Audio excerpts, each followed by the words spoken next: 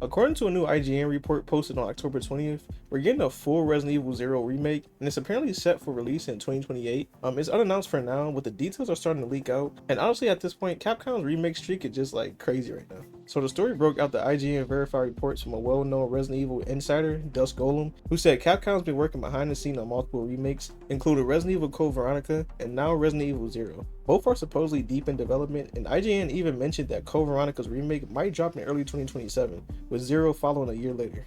Now where it gets interesting, this remake is going by the code name Project Chamber, which makes perfect sense if you remember the main character in 0 is Rebecca Chambers.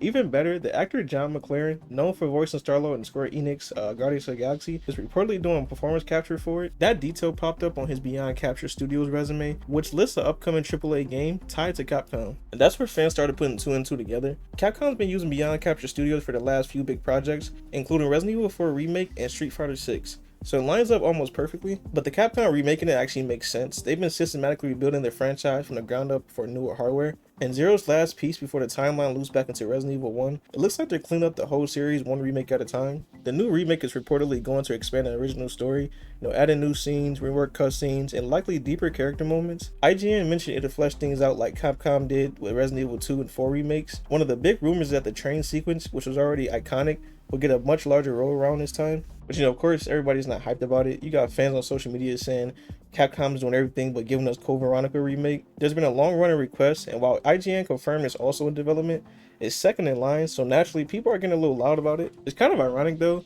Capcom's biggest problem right now is having too many hits. Every remake they release has been a financial and critical success.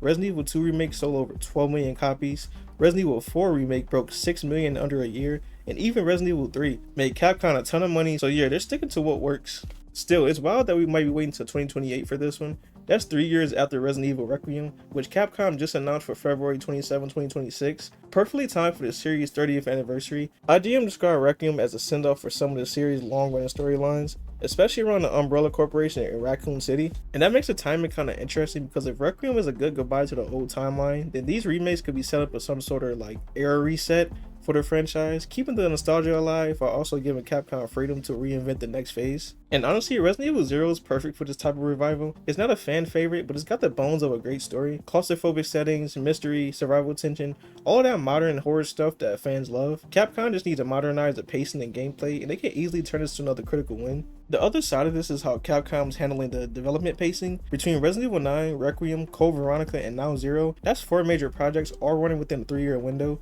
Either Capcom's grown their development teams like crazy, or they're outsourcing part of their work to external studios. But there's also a nostalgia factor. 2028 will mark the 26 years since 0 first launched, which is just enough to make longtime fans feel ancient, but also excited. Capcom's been great at walking that line between respecting the classics and cashing in on modern expectations. But at the same time, you gotta admit there's a little irony here.